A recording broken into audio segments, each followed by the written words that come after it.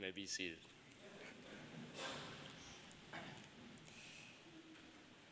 Good morning, and happy Mother's Day to all the moms out there.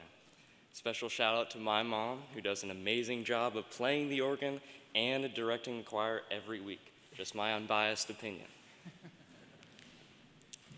Being a member of this congregation has taught me that Calvary is a place of learning. Across the parking lot is Grizzlies Prep, where middle school boys are being challenged daily. A floor below us is Calvary Place, where little children learn to play together and stand in line. It's where our neighbors experiencing homelessness learn that they are loved with the help of our extensive outreach ministry. It's where I've learned how to sing all 4 choral parts during my long and confusing voice change. It's where I've learned that standing, sitting, and kneeling really is a workout. It's where I've learned to love. In today's gospel, Jesus gives the disciples his commandment, that you love one another as I have loved you. After 8 years here, I hear Calvary's commandment, that I go out into the world and love as I have been loved here. I did not want to accept that love at first, though. When my parents told my older sister Sloan and me that we'd be switching parishes and attending Calvary Episcopal Church in downtown Memphis, I was upset. I had grown fond of our previous church, the Church of the Holy Apostles, and I'd found my group of friends there. I didn't want to restart. That was scary. So for my first few Sundays at Calvary, I was introduced to the youth that were my age. 2 of the boys I was introduced to were none other than Jackson Seltzer and Mason Graves. They immediately made me feel welcome and at home, as they embodied the loving spirit of Calvary. They clearly did a good job, as they have grown from 2 acquaintances to 2 of my best friends who hold a very special place in my heart and only make me more grateful to be at Calvary. I've also felt Calvary's love through singing in the Calvary choir. After graduating from the Boys and Girls Choir, I was promoted to the adult choir. At my first rehearsal, I was placed in the tenor section next to staff singer Chris Thomas, a strategic move by my mom, I must say. As a 14-year-old high school freshman, I was quite nervous. I didn't want to mess up and embarrass myself in front of my new section, because then they would think that I was the absolute worst singer in the world, right?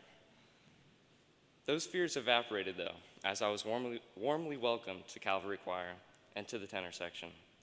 Over that year, I grew close to my fellow tenors, culminating in the Calvary Bristol trip of 2018, one of the best weeks of my life.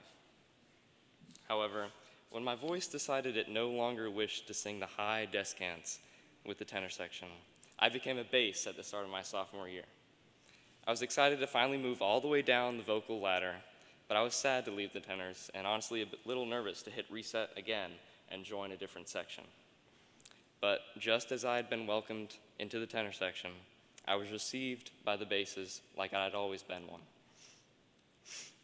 For 3 years, these men provided me with laughs, insight, and conversation every Wednesday and Sunday. But whatever section, Calvary Choir and its members have loved me by welcoming me into their family, and I've loved every moment of making music with them for the glory of God. Not only have I experienced love at Calvary Choir, but I've also learned to love here, specifically through service with EYC. For 3 consecutive summers, we traveled to participate in Collide, a mission trip and camp mashup with other youth groups in the area in Nashville. There, we worked in community gardens and on beautification projects, and we visited the elderly and Thistle Farms headquarters. We also ate with those experiencing homelessness, and as middle schoolers, we confronted the fact that there are a lot of people who are less fortunate than us. In 2018, we went to San Augustine, Texas, and spent an entire week constructing the foundation of a house for a family that had lost theirs due to Hurricane Harvey. Through EYC's mission trips and the guidance of our many past and present youth leaders, I have learned that an integral part of love is the act of service. So as I head off to Wake Forest in August, go Deeks, I take Calvary's commandment to love with me, having been loved and having learned how to love here. Calvary has shown me that some of the purest and most gracious acts of love are welcoming and serving thy neighbor. I am forever grateful for my time here at Calvary, for the choir, the youth and its leaders, and all my lessons learned.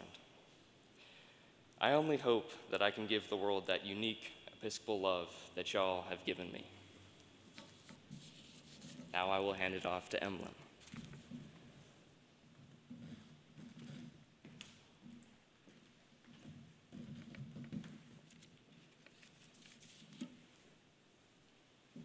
Thank you, Charlie, and good morning, everyone. I have a little bit of a confession to make. I never learned my commandments. I honestly cannot tell you how I managed to become a confirmed Episcopalian without knowing the big 10 rules all Christians should know, but here I am.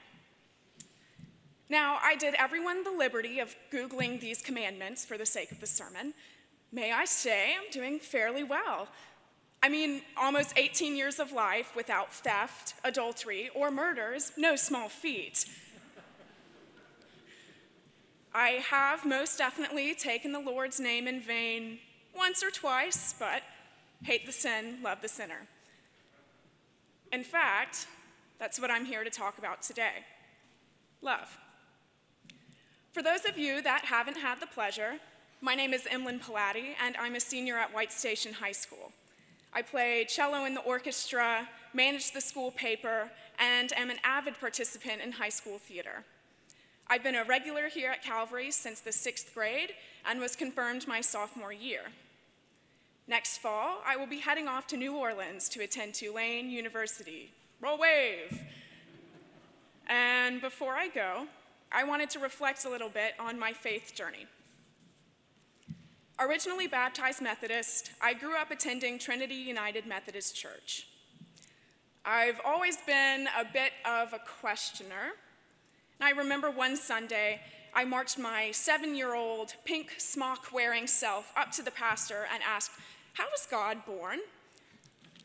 Needless to say, I was not very satisfied with his lack of answer. Then, as I entered middle school, my family moved our home church to Calvary, the church my dad attended when he first moved to Memphis. At age 11, I definitely had a lot of questions about God. Was God real? Would God accept me for who I was? Could God help me even if I wasn't always a good person, even if I made mistakes? When you're that young, everything is still very black and white. People are good or bad, and though there is forgiveness, there's no in-between. I worried about everything, and God is a big part of that everything, so I definitely worried about my relationship with him. Around this same time, my dad started his journey to sobriety through the Alcoholics Anonymous program. Getting sober is no easy feat. Today, I know that addiction is an illness, and recovery can only be taken one day at a time. But back then, I had homework to do and boys to impress, so I didn't really understand what my family was going through. 2 years later, my parents decided to end their marriage. I was absolutely devastated. I wondered, could it have been my fault? What did we do wrong? Is it because of my dad's drinking? Addiction is perceived to be a pretty big mistake. Alcoholics and other addicts are seen as products of their poor choices and are treated as beneath others in our society. These views permeated my 13-year-old mind, so I did what I do best. I questioned them. As my dad went through his 12-step program, he became very spiritual. He was involved at Calvary through beekeeping and the Lenten preaching series, and he even participated in a few local sweat lodges.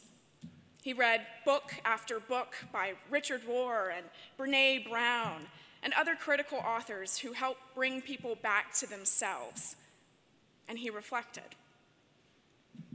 My dad and I have always been very close, and anytime I had a question or a doubt about God, I knew he would have an answer, or at least an open ear.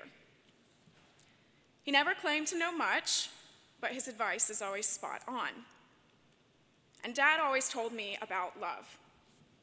He would tell me that as Christians, we are meant to love God as ourselves and love our neighbors as we want to be loved, that upon these two truths, all laws should be made. Today, we hear those commandments a little differently. This is my commandment, that you love one another as I have loved you. As I sat down to write this sermon, I asked myself, what did love look like in a year like 2020? How is love changing for the future? I never stopped loving my dad. Even when he was no longer some perfect knight in shining armor, there was no question in my mind that I loved him just as much, if not more.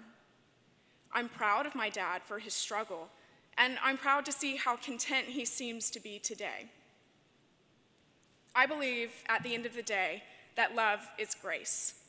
Endless, undeserved, unexplainable grace for ourselves and others, for our quirks and mistakes. Grace. Now, if you take one thing away from this sermon, I want it to be that my sermon was freaking amazing. If you take a second thing away from this sermon, I want it to be that you're allowed to hold love for people even when society tells you their lives are mistakes. That's part of being human. We mess up, we ask for forgiveness, and hopefully we do better. So let's do better and give folks a little grace. Thank you.